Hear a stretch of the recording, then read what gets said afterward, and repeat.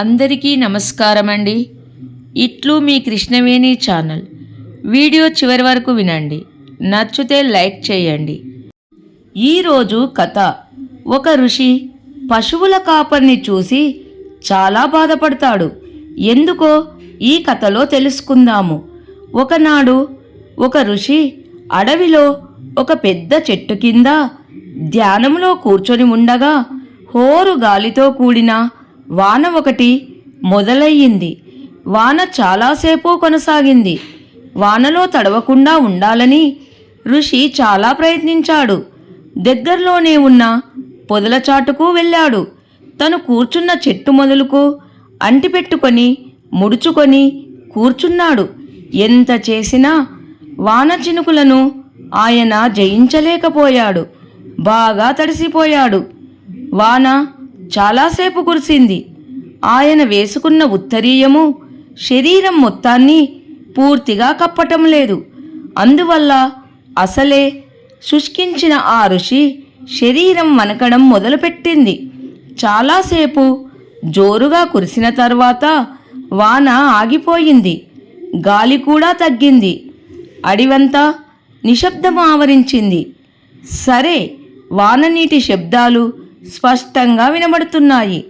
ఆ సమయానికే పశువులు కాసే పశువుల కాపరి ఒకతను ఋషి కూర్చున్న చెట్టు మొదలు నుండి వెళ్ళుచున్నాడు. మేపడం కోసము తను అడవికి తోలుకొని వచ్చిన పశువులను వాడు ఊరివైపుకు తీసుకొని వెళుతున్నాడు.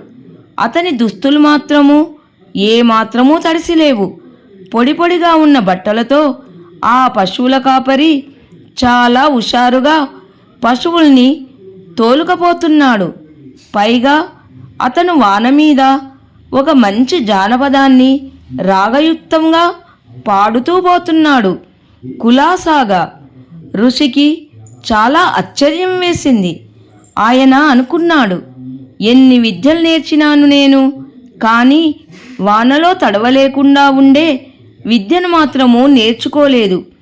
ఈ పశువుల కాపర్ని చూస్తే ఏ విద్య నేర్చినట్లు లేడు, కానీ వానకు ఏమాత్రమూ తడవలేదు కదా, ఏమిటో ఆ విద్య అని ఆ రాత్రంతా ఆయనకు సరిగ్గా నిద్ర పట్టలేదు. అంత చిన్న పిల్లవాడు ఇంతటి విద్యను ఎక్కడ నేర్చాడో తెలుసుకోకపోతే ఇక నిద్ర పట్టేటట్లు లేదు. తెల్లవారిన క్షణము నుండి ఆయన ఆ పశువుల కాపరి ఎప్పుడు పశువులు తోలుక వస్తాడా అని ఎదురుచూశాడు. అంతలోనే ఆ పశువుల అబ్బాయి హోయ్ డుర్ డుర్ అని పశువులను అదిలించుకుంటూ అక్కడికి వచ్చాడు.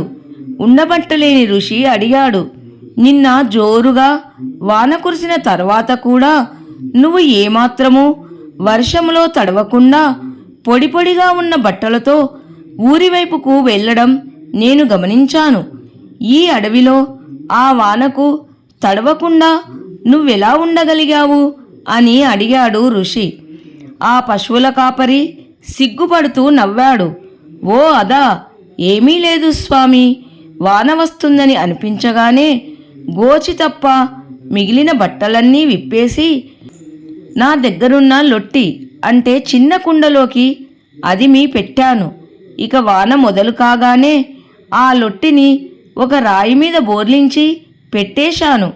నేను వెళ్ళి చెట్టు కింద నెమర్లు వేస్తూ నిలబడి ఉన్న నా బంగారు ఆవుల నీడన కూర్చున్నాను. అంతే, నేను పెద్దగా తడవలేదు. నా బట్టలు అసలే తడవలేదు అన్నాడు. వానకు తడవని విద్యలోని మర్మము అర్థమైన ఋషి చిరునవ్వు నవ్వాడు. ఇదండి కథ. నచ్చితే లైక్ చేయండి. అందరికీ ధన్యవాదములు.